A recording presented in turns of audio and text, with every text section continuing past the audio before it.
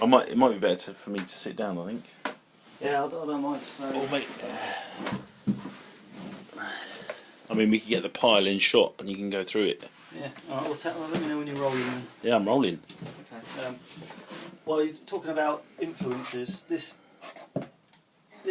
was a really big influence on me in my 20s, Visions of Light by the American Film Institute documentary.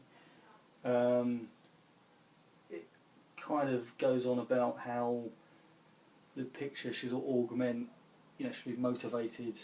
There should be a reason why, the camera is where it is, that kind of stuff. So kind of DOP material. Because at one point, like everyone else, I seemed to think I wanted to be, a DOP or something. But that soon changed. When did that change?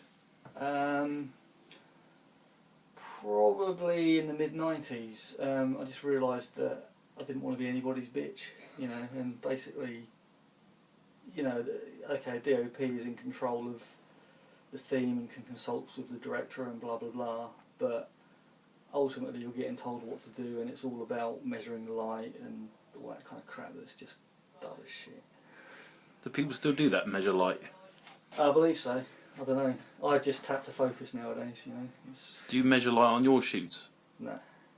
Other than looking just with my eye, whether it's not really obvious. It's really obvious if something blows out with the exposure and stuff, or if you need to put your hand over to stop the sun coming in the lens. Sounds technical.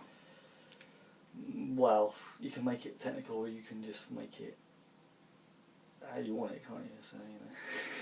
So Any chance I can get you to sit on that case? Sit on the case. Yeah, you're light enough now to do things like that. So you were sitting, either that or sit on the chair, put the stuff on the floor and sit on the chair and go through it like that. Look how agile he is. It's not really in any order.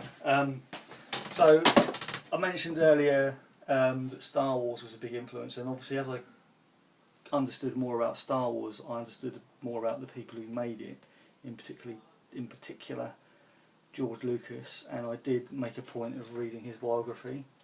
I think it's a very good read, but then I would say that. And I think, whether or not you believe like the prequels are shit or brilliant, George Lucas is probably the most powerful independent filmmaker there ever has been, and possibly ever will be.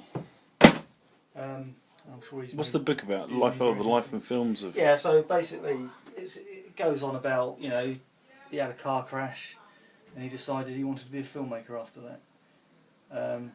The real story is that Haskell Wexler helped get him into film school, but they don't say that in the book. So what are those statues there? So these were props. These were called shafters in my film that I made with Kevin Turrell, called Crooked Features, which was kind of that film, which is here, is kind of based on my experiences in the independent film world. Each character is someone I've met in real life, almost certainly. It's a comedy, because I don't think if it was a straight story, I think it would just be too boring. But as you can see, made quite a lot of effort on the DVD release. Sold about 2, I think. It is online as well on vodo.net. Can I